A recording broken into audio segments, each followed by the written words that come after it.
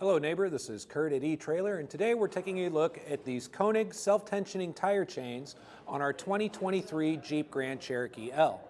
Now if you have any experience with these tire chains, please share them in the comments below. We love to share your experiences with other neighbors just to help them make the best decisions for themselves. Now let's take a closer look at these chains.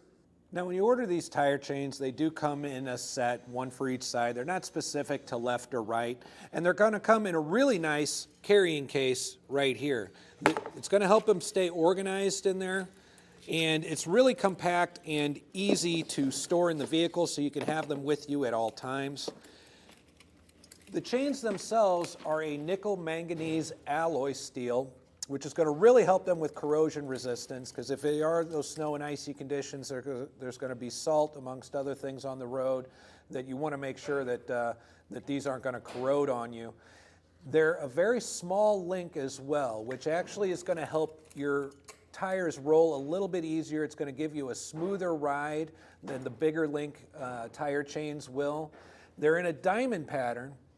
And a diamond pattern on a tire chain, the advantage of that is that you have constant road contact everywhere on the tire. There's pretty much a chain on the road any way you turn this. That's really going to help in situations like turning, although they're also very good for starting and stopping as well. Now, another unique thing about these particular chains is that rather than just coming at a straight cross, we've got this kind of squared off link here, where they all come together. That does an excellent job of breaking up any ice and helping along with traction with that. It is a self-tensioning tire chain, meaning you're not going to have to constantly be pulling over and checking the tension as you're driving along. This mechanism here, which we'll show you at installation in a little bit, is going to constantly keep tightening and centering the tire chains on your wheel as you drive. Now, taking a look at how we install these, the first thing we always want to do is lay them out on the ground and inspect them for any kinks or twists that might compromise their effectiveness as you're going down the road. You may notice that I'm wearing gloves today, and anytime you're working with tire chains, I do recommend using gloves. There are a lot of parts in here that are a little sharper on the edges, as they need to be to bite into that ice, and we just don't want you to get your hands pinched or cut as you're doing any kind of installation on them.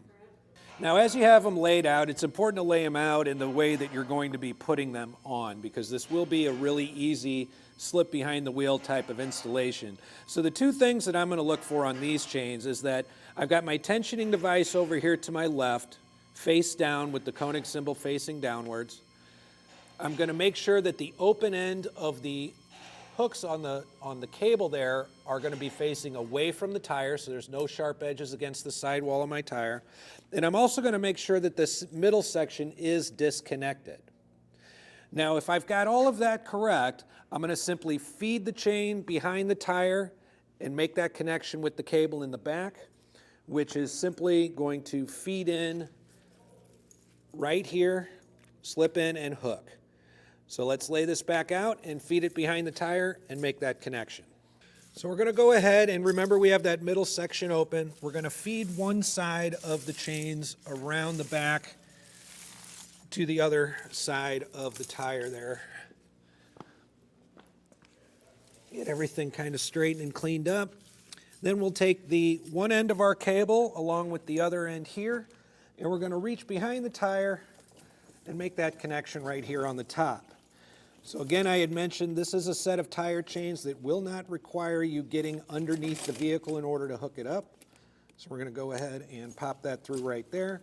And then we'll take the opportunity to kind of drape our chains over the front.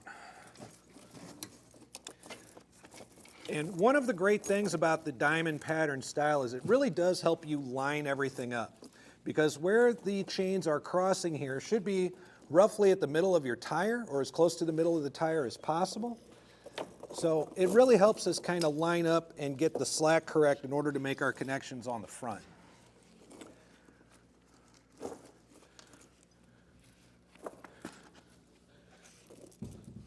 So now that we have all that done around the front there, we're going to go ahead and take this open loop here and this open hook here and connect them around the front. We can reposition these a little bit back into center.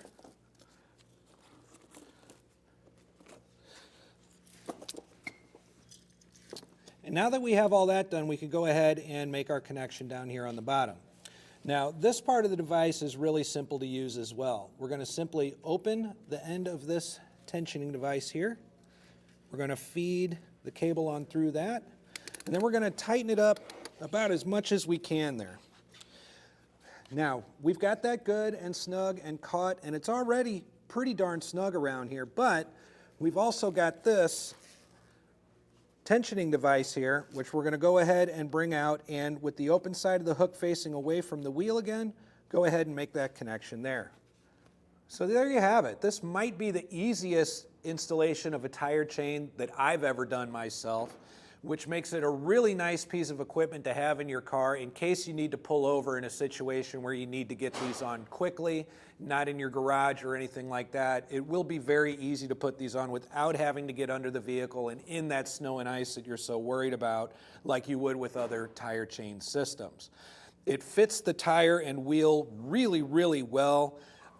This is a powder-coated chain right here, which would help protect your rim from any scratches, although, frankly, on these P265 over 60 R18 tires, they're really not coming anywhere close to the rim to actually do any damage at all anyway. So I would say this is a fantastic fit on your 2023 Jeep Grand Cherokee L. I'm Curt with eTrailer. Thanks for stopping by.